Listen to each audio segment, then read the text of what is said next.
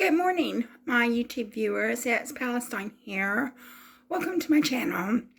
I got up early this morning before 7 o'clock because I wanted to get everything done, like to wash my dishes and do my laundry and make my tea so I can make this video. It's Sunday morning and I have to do tea and coffee at the church. So I have an awful lot of things that I have to do, which is why I got up early to do everything I needed to so I can make this video. And I told my boyfriend that I'm making the video as well. So what I wanted to do in this video is this is part 2 of my video, my thoughts and feelings about the Gisele Pelicot assault case. This is part 2. Part 1 was I talked about when I was in Basingstoke, and then part 2 I'm going to talk about when I'm in this apartment right here. And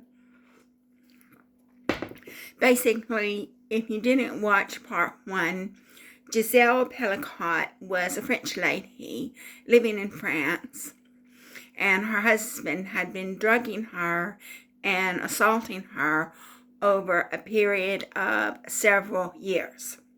And then we don't know how many years it was.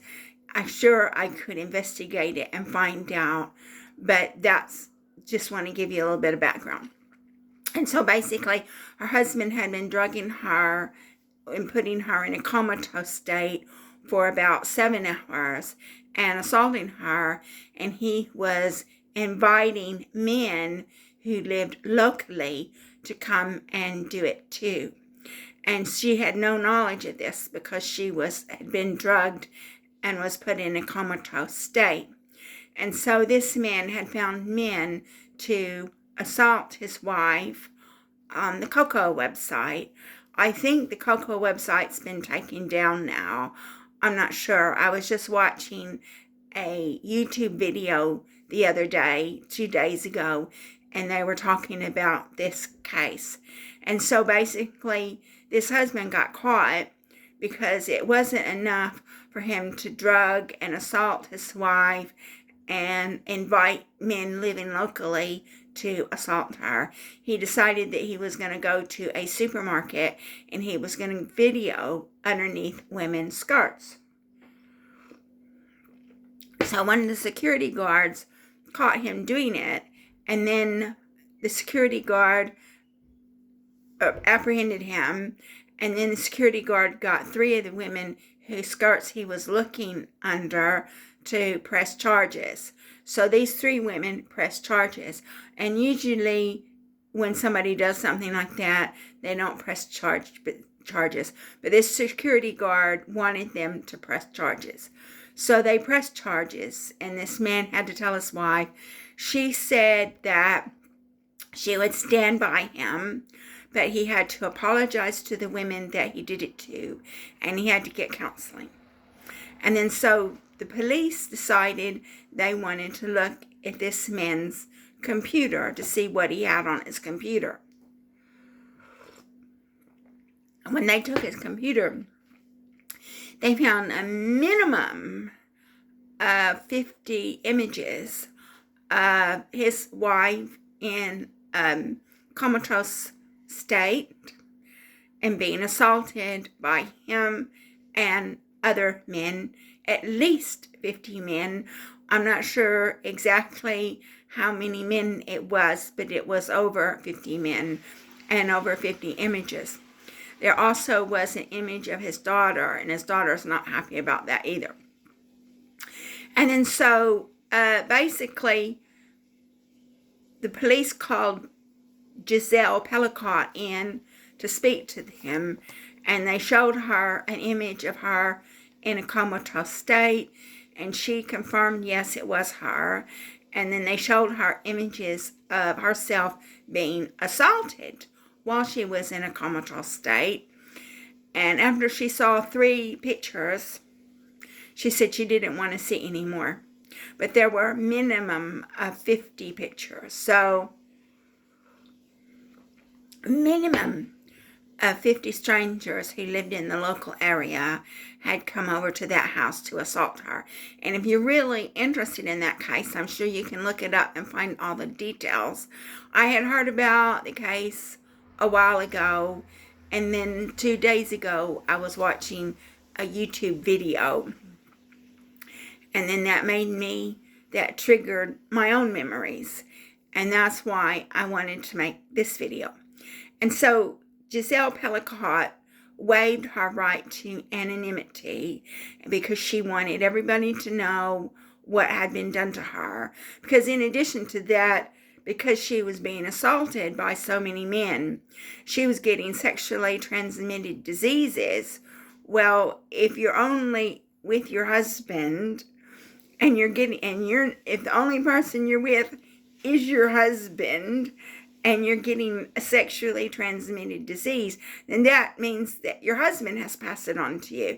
But basically, she was with, although she didn't know it, she was comatose. At least 50 men were there, and so any number of one of those men could have given her a sexually transmitted disease. And then so that should have been the first red flag, really, when she got an STD. That should have been the very first red flag that something was going on. And also, in addition to that, she said that her memory was going. She was having problems with her memory, and she was worried that she was going crazy and stuff like that, or worried that she was getting dementia because she couldn't remember things. And so, yeah, so those drugs definitely did have a very big impact on her mind and her body. She could have been given, because these men who were assaulting her weren't using protection. So she could have gotten HIV or herpes or anything, but she did get STDs. That should have been the first red flag that something was wrong, like she should have been talking to her husband saying, well, you're the only person I've been with. Who have you been with? But then again, her husband wasn't with other women.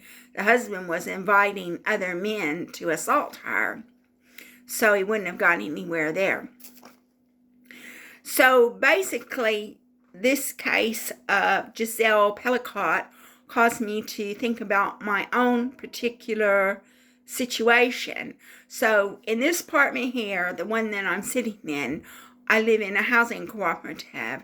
And so whenever I made a complaint to the housing cooperative about my flat being entered into and vandalized and other things, the housing cooperative came back and said they didn't have any keys to my flat. I don't believe that. I don't believe they didn't have any keys to my flat. Why would a housing cooperative, that it's their job to have apartments for people, not have keys to your flat? I don't believe they didn't have keys to my flat. And then several years ago, they had to replace the fire doors. They had to replace the front doors, which are considered fire doors. And then when they replaced the front doors, which are considered fire doors, I was given, I think, maybe 1 or 2 keys. And then maybe it was 1 key, I'm not sure. But I was given a key to the new door. And then I was told that somebody in the management committee was given the extra key. So if anything ever happens to my apartment again, then I know that the management committee has keys to my apartment, because when I was given the key to the new door, I was told that the management committee had been given a key. So they're not going to be able to say they don't have keys, which is what they did last time. So people coming into my apartment started probably when I moved into this flat in 2007, I believe it was. The reason why is because I came home one day and a parcel had been placed in my hallway, and the parcel looked to me like it was too big to go into the letterbox. So that was my first worry, that somebody was going into my apartment. And then things just escalated from there. I do believe it was my former employer, Foster Wheeler, was employing criminals to come into my apartment. And also, because I live in a housing cooperative, they have my signature. I believe that the housing cooperative probably had something to do with it as well. And it just escalated from there. And so I was going out with this Iranian guy. He was an engineer. And even before then, I noticed one time I had a bruise on my arm, and it was a really big bruise on my arm. And I emailed my sister, and I told her I had a really big bruise on my arm. I didn't know how I had gotten it. I was worried that somebody had done something to me, and I couldn't remember. But also, I didn't know it at the time, but I do know now, that people were hacking into my sister's email address, and they were sending me emails from my sister's email address. And so whenever I said to my sister, I've got this really bad bruise right here, it was a really big bruise, and I don't know how I got it, I was actually worried that something had been done. And also, I had a ring. It was an Avon ring, and I really liked that ring. That ring had been taken off my finger, so I didn't have that ring on my finger anymore. The ring had been taken off my finger, and then I had a bruise. So obviously, I know now, people were going into my apartment even when I hadn't been in the apartment very long, and they were doing things when I was sleeping, because this ring, it was a nice ring, it was an Avon ring. This ring had been taken off my finger, and I had a bruise on my arm. And I told you about the incident when there was a parcel that was on the little net right across in front of my door, had been put in my flat, and the parcel seemed to me like it was too big to go in the letterbox. And so then I had this Iranian boyfriend, which I know now that he was part of Foster Wheeler's gang stalking ring. And I know now that he was only seeing me because he was gang stalking me. And that's what they do when you get gang stalked, is they befriend you because they want to find out all your weak spots, and they want to find out as much about you as they possibly can. So I know now that he only was interested in me because he was part of Foster Wheeler's gang stalking ring. And then while we were dating, he said several things to me to let me know that something was going on. But I'm not going to talk about him in this video. I'm just going to talk about the case of Gisele Pelicot and how it relates to my personal experience. So I was being harassed out of my job at Foster Wheeler. I do believe that Foster Wheeler was doing it, and also believe that people where I live were doing it. Foster Wheeler could have paid them to do it. And where I live, they have my signature. So they could have taken an insurance policy out on me because they have my signature. And there were other things as well. And so when I was being harassed out of my job at Foster Wheeler, and afterwards, when I was being harassed out of my job at Foster Wheeler, when I was working, people would come into my apartment and they would break things. So they took a bra that I had, and they cut that. And then I used to bathe in salt, and they took salt and poured it all over my bathroom toilet.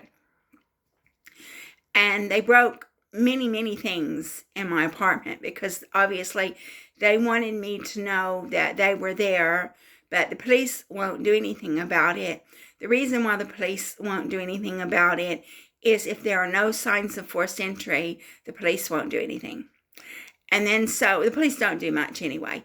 And then so basically, as time went on and I got sectioned and everything, this CPN said, well, how did they get in? That's what they're always asking you. How did they get in? Well, the simple fact of the matter is that because I didn't have anybody to give a set of keys to, I had left a set of keys in my drawer at work. So all they had to do was look in my drawer at work because my drawer at work didn't lock. And in addition to that, locks only keep honest people honest. If they had a desire to get in my apartment, they could have hired some corrupt locksmith to give them a key. So locks only keep honest people honest. So this business about telling me how did they get in, I did have a set of keys in my desk drawer at work, and my desk drawer didn't lock. So all they had to do was go in there and get the keys. But even if I didn't have a set of keys, locks just keep honest people honest, and a locksmith could have given somebody a key. And I do believe it was Foster Wheeler and the people I live with were involved in all of this. And then so after I was harassed out of my job, it got worse. When I was sleeping, they would come into my apartment when I was sleeping, and I knew that they were doing it. I knew something was going on, and the reason why is I would sleep the whole night. I had no recollection of anything that happened. And so if I have to get up to go to the bathroom, if I don't get up to go to the bathroom, I wet the bed. So I had no recollection of getting up to go to the bathroom. So I knew something was going on. And in addition to that, obviously they wanted me to know that something was going on because they would break things in my apartment. So I would get up and go to the bathroom, and I would see that my glasses, because I have to wear glasses for reading, my glasses were broken. So they wanted me to know they had been in my apartment. And then so I had no recollection of anything, but they would do things to me, and then they would break things like my glasses to let me know that somebody had been in my apartment.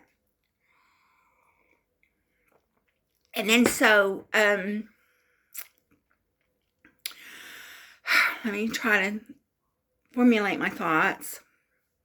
And then so basically, I got an email from my sister. It was either on LinkedIn, maybe it was on LinkedIn or my email account from my sister, because I was so distraught about everything that was going on.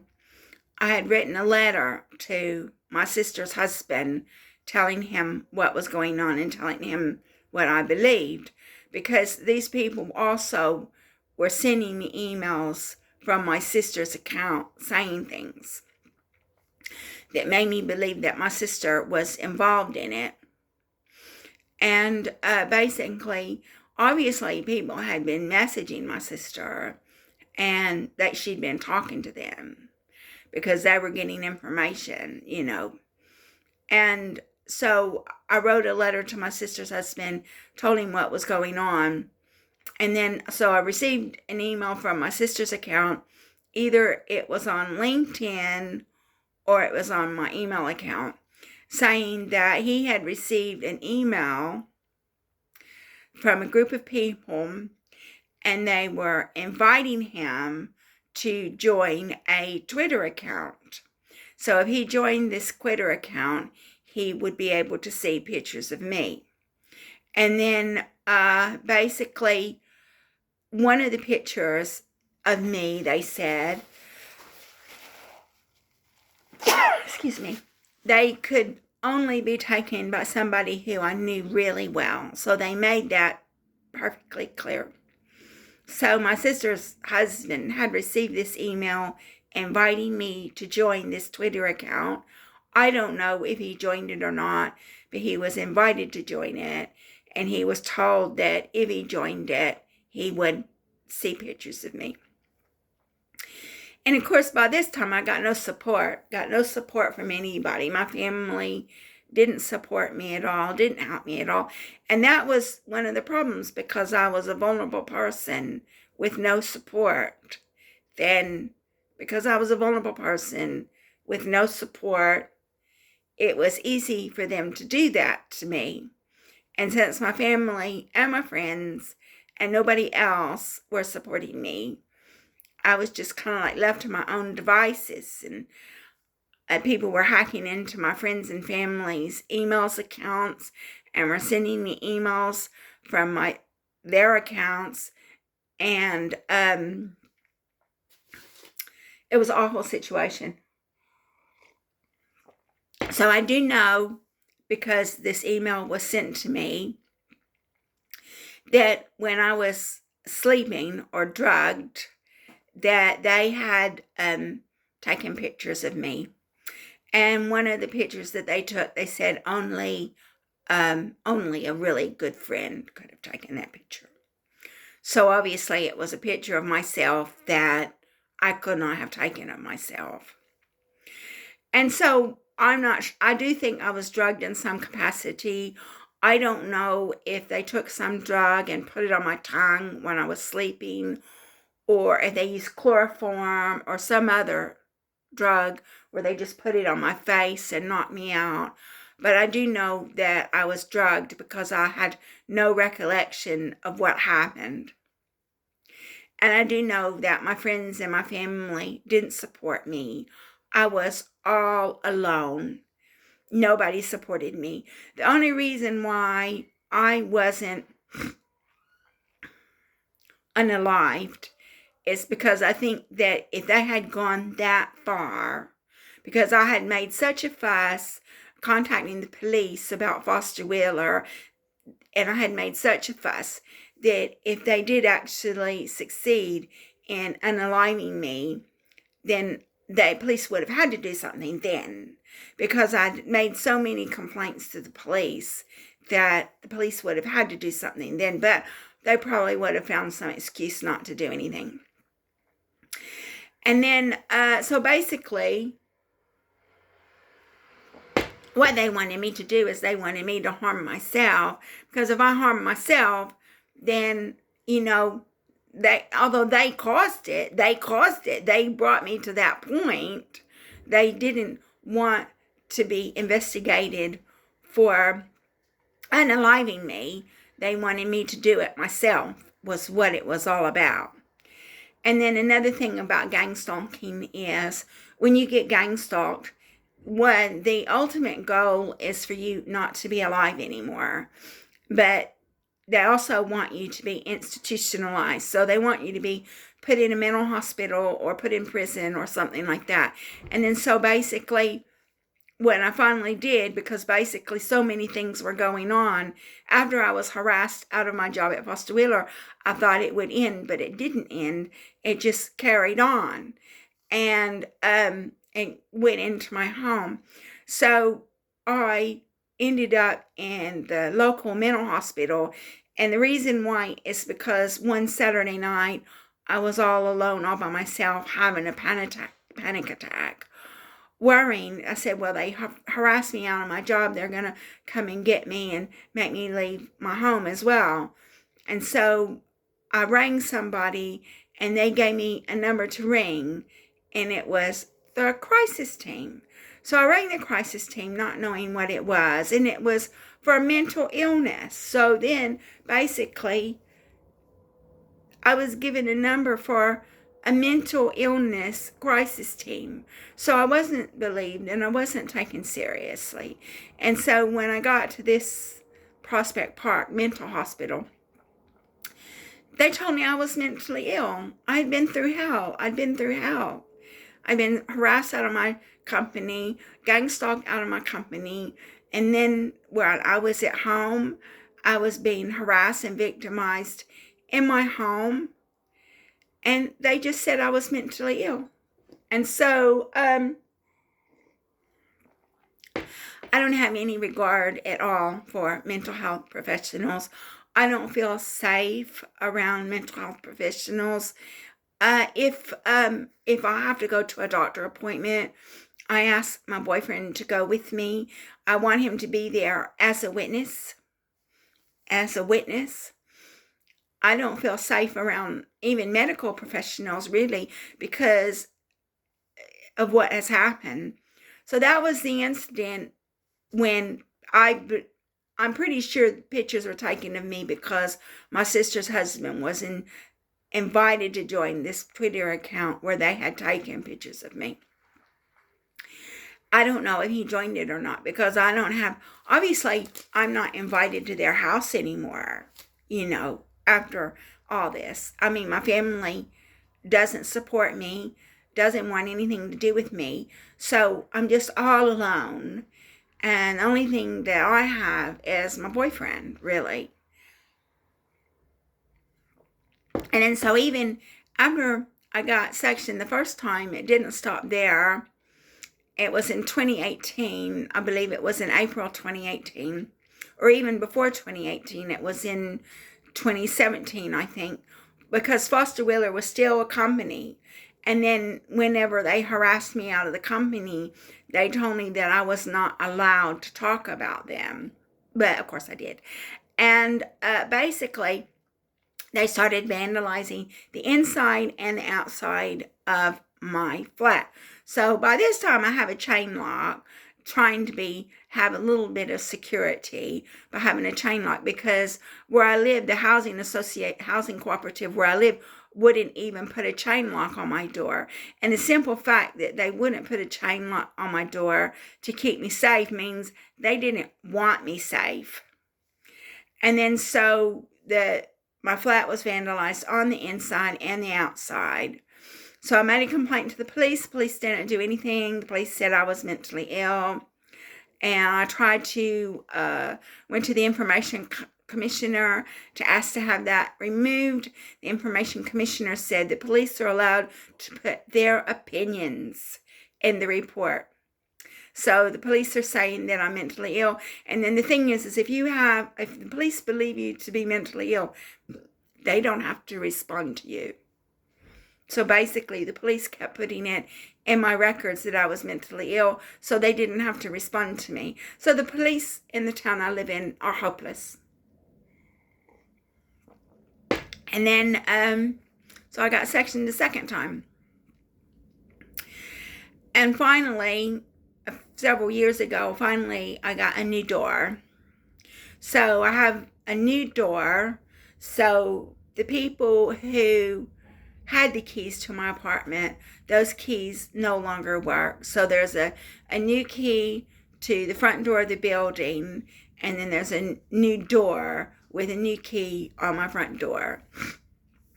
So Foster Wheeler doesn't have the key to my door anymore. But as I've already said, locks just keep honest people honest. They could easily hire some locksmith to get me a key. And the simple fact of the matter is, I do know that the people I live with had something to do with this. They either were working on their own because they could have taken insurance policies out on me themselves, or they were working with Foster Wheeler. And then in addition to that, I was volunteering at a charity shop where they were behaving really strangely towards me. And I was going to a church where they were behaving really strangely towards me. So a number of people were involved. I do know Foster Wheeler and the people where I live definitely were involved, because the people where I lived were instrumental in getting me sectioned again. And they were vandalizing the apartment inside and outside of the apartment, breaking things inside and outside of the apartment. They were doing things so I would trip and fall down the stairs, things like that. And I also believe this charity that I was volunteering for, they could have been involved. And this church I went to, they could have been involved. So definitely 2 groups of people were involved, but maybe as many as 4 were involved. And whenever I had to get support from a CPN, she said that this group of people that were seeking to harm me was expanding. So they were just saying I was mentally ill. They weren't prepared to investigate the vandalization inside and outside of my house. They weren't prepared to investigate people coming into my apartment when I was sleeping and doing things. So I've lost all faith in the establishment. I've lost all faith in the police. I've lost all faith in the psychiatric establishment, because the psychiatrists, they want to say that you're mentally ill because they want to stay in a job.